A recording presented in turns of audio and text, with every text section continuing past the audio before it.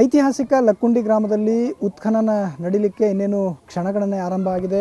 ನಾವೀಗ ಗ್ರಾಮದ ಕೋಟೆ ವೀರಭದ್ರೇಶ್ವರ ದೇವಸ್ಥಾನದ ಆವರಣದಲ್ಲಿದ್ದೇವೆ. ಈ ಆವರಣದಲ್ಲಿ ಸುಮಾರು 20 ಮೀಟರ್ನಷ್ಟು ಸಿದ್ದರಬಾವಿ ಇದೆ. ಆ ಸಿದ್ದರಬಾವಿವರೆಗೂ ಕೂಡ ಈ ಉತ್ಖನನ ಪ್ರಕ್ರಿಯೆ ನಡೆಯುತ್ತೆ. ಕೇಂದ್ರ ಸರ್ಕಾರದಿಂದ ಅನುಮತಿ ದೊರೆತ ಹಿನ್ನೆಲೆಯಲ್ಲಿ ಉತ್ಖನನ ನಡೆಯಲಿದೆ. ಕೇಂದ್ರ ಹಾಗೂ ರಾಜ್ಯ ಪುರಾತತ್ವ ಇಲಾಖೆಯ ಅಧಿಕಾರಿಗಳ ತಂಡದೊಂದಿಗೆ ಇಲ್ಲಿ ಉತ್ಖನನ ನಡೆಯಲಿದೆ. ಈಗಾಗಲೇ ತಯಾರಿಗಳು ನಡೀತಾ ಇದೆ. ಉತ್ಖನನ ಪ್ರಕ್ರಿಯೆಯನ್ನು ಸೆರೆ ಹಿಡಿಯಲಿಕ್ಕೆ ಈಗಾಗಲೇ ಇಲ್ಲಿ CCTVಯನ್ನು ಅಳವಡಿಸಲಾಗಿದೆ. ಜೊತೆಗೆ ಉತ್ಖನನ ಸಾಮಗ್ರಿಗಳನ್ನು ಕೂಡ ತಾವು ಇಲ್ಲಿ ಗಮನಿಸಬಹುದು. 10ನೇ ಶತಮಾನದಿಂದ 11 ಮತ್ತು 12ನೇ ಶತಮಾನದಲ್ಲಿ ಹೊಯ್ಸಳರು, ಕಲ್ಯಾಣಿ ಚಾಲುಕ್ಯರು, ವಿಜಯನಗರ ಸಾಮ್ರಾಜ್ಯದ ಆಳ್ವಿಕೆಯಲ್ಲಿ ಇದ್ದಂತಹ ಪ್ರದೇಶ. ಹೀಗಾಗಿ ಸಾಕಷ್ಟು ಅವಶೇಷಗಳು, ಚಿನ್ನ, ನಿಧಿ ನಿಕ್ಷೇಪಗಳು ಇಲ್ಲಿ ಸಿಗಬಹುದು ಅನ್ನೋ ನಿರೀಕ್ಷೆಗಳು ಕೂಡ ಇದೆ. ಗ್ರಾಮದಿಂದ ಈ ದೇವಸ್ಥಾನದಿಂದ ಬಾವಿವರೆಗೂ ಒಂದು ಅಂಡರ್ ಪಾತ್ ಇತ್ತು ಅನ್ನೋ ಮಾತುಗಳು ಕೂಡ ಕೇಳಿ ಬರ್ತಾ ಇದೆ. ಹೀಗಾಗಿ ಸಹಜವಾಗಿ ಇಲ್ಲಿಯ ಗ್ರಾಮಸ್ಥರಲ್ಲೂ ಕೂಡ ಒಂದಿಷ್ಟು ಕುತೂಹಲ ಇರ್ತಕ್ಕಂಥದ್ದು. ಈಗಾಗಲೇ ಜಮಾವಣೆ ಕೂಡ ಆಗಿದ್ದಾರೆ. ಕೆಲ ಗ್ರಾಮಸ್ಥರಿದ್ದಾರೆ, ಅವ್ರನ್ನ ಕೂಡ ಮಾತನಾಡಿಸ್ತಾ ಹೋಗ್ತೇನೆ. ಸರ್, ಉತ್ಖನನ ನಡೆಯಾಗತ್ತೆ, ಏನು ನಿರೀಕ್ಷೆ ಐತೆ ನಿಮಗೆ? ಈಗ ಮೊನ್ನೆ ಮೊದಲು ಎಲ್ಲ ಇದು ಸುಮಾರು ಒಂದು ಸ್ವಲ್ಪ ಡೀಪ್ ಇತ್ತು, ಜಾಗ ಡೀಪ್ ಇತ್ತು, ಹುಕ್ತಿ ಹಾಕೊಂತ ಬಂದಿದೆ. ಇದೆಲ್ಲ ಕಂಪೌಂಡ್ ವಾಲ್ ಇತ್ತು, ದೊಡ್ಡ ದೊಡ್ಡ ಕೋಟೆ ಗೋಡೆ ಇಟ್ಟು ಟೈಪ್ ಗೋಡಿದ್ದು. ಹಿಂದ್ಗಡೆ ಒಂದು ಕಾಲೇಜ್ ಇತ್ತು, ಇವತ್ತೆಲ್ಲ ಡೆಮಾಲಿಷ್ ಮಾಡಿದ್ದಾರೆ. ಒಂದು 6-7 ವರ್ಷದಿಂದ ಡೆಮಾಲಿಷ್ ಮಾಡಿದ್ದಾರೆ. ನಾವೆಲ್ಲ ಹಾಂ ಸಿಕ್ಕಿದೆ, ನಿರೀಕ್ಷೆ ಇದೆ. ಯಾಕೆಂದರೆ ಪೂರ್ವಜರು ಹೇಳಕ ನೋಡೋಕಂದ್ರೆ ಇಲ್ಲಿ ಸಿಗುತ್ತೆ ಅಂತಂದು ಭಾಳ ಭರವಸೆ ಇದೆ. ಇನ್ನು ಈ ಬಗ್ಗೆ ಮಾತನಾಡಲಿಕ್ಕೆ ಲಕ್ಕುಂಡಿ ಅಭಿವೃದ್ಧಿ ಪ್ರಾಧಿಕಾರದ ಆಯುಕ್ತರು ನಮ್ಮ ಜೊತೆಗಿದ್ದಾರೆ, ಅವ್ರನ್ನೂ ಕೂಡ ಮಾತನಾಡಿಸ್ತಾ ಹೋಗ್ತೇನೆ.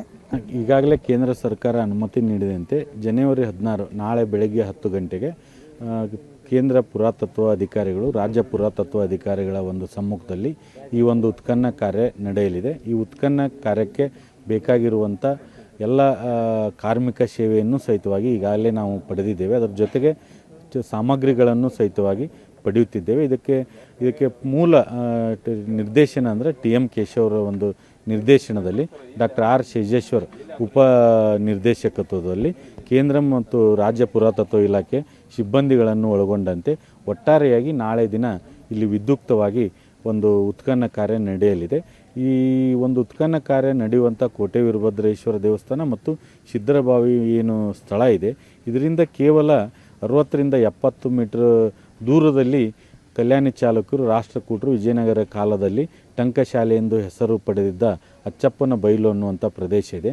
ಮೊನ್ನೆ ಏನು ರಿತ್ತಿ ಕುಟುಂಬದ ಒಂದು ಪಾಯದಲ್ಲಿ ಬಂಗಾರ ಸಿಕ್ತು, ನಿಧಿ ಸಿಕ್ತು, ಅದು ಸಹಿತವಾಗಿ ಕೇವಲ 200-250 ಮೀಟರ್ ಮಾತ್ರ ದೂರ ಇದೆ.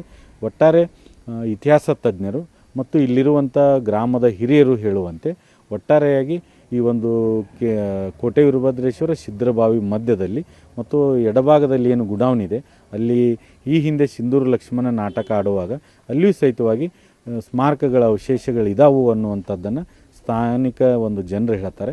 ಒಟ್ಟಾರೆಯಾಗಿ ನಾವು ಉತ್ಖನನವನ್ನು 10 by 10 ಮೀಟರ್ ಅಳತೆಯಲ್ಲಿ 4 ಸ್ಟ್ರೆಂಚನ್ನು ಹಾಕಿಕೊಂಡು 3ರಿಂದ 4 ತಿಂಗಳವರೆಗೆ ಈ ಉತ್ಖನನವನ್ನು ಮಾಡಬೇಕು ಅಂಥೇಳಿ ಅಂದಾಜನ್ನು ಮಾಡಲಾಗಿದೆ. ಏನೇನು ಸಿಗುವ ನಿರೀಕ್ಷೆ ಐತೆ ಸರ್?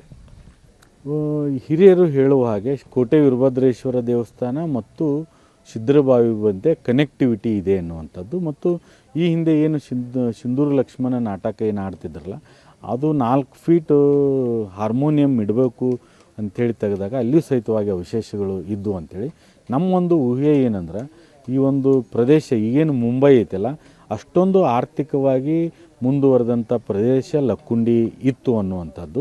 ಅಚ್ಚಪ್ಪನ ಬೈಲು ಸಹಿತವಾಗಿ ಇಲ್ಲೇ ಸಮೀಪ ಇರುವುದರಿಂದ ಒಟ್ಟಾರೆಯಾಗಿ ಅತಿ ವಿನೂತನವಾದಂಥ ಒಂದು ಇತಿಹಾಸಕ್ಕೆ ಟ್ವಿಸ್ಟ್ ಸಿಗುವಂಥ ಒಂದು ಐತಿಹಾಸಿಕ ಒಂದು ಅವಶೇಷಗಳು ಸಿಗ್ಬೋದು ಅನ್ನುವಂಥ ಭರವಸೆ ಮತ್ತು ನಿರೀಕ್ಷೆಯಲ್ಲಿ ನಾವೆಲ್ಲ ಇದ್ದೇವೆ.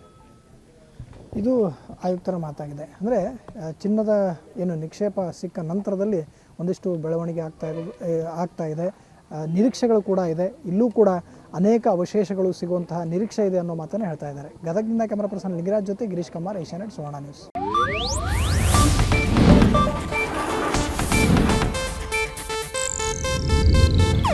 ಇದು ಏಷ್ಯಾನೆಟ್ ನ್ಯೂಸ್ ನೆಟ್ವರ್ಕ್ ಪ್ರಸ್ತುತಿ.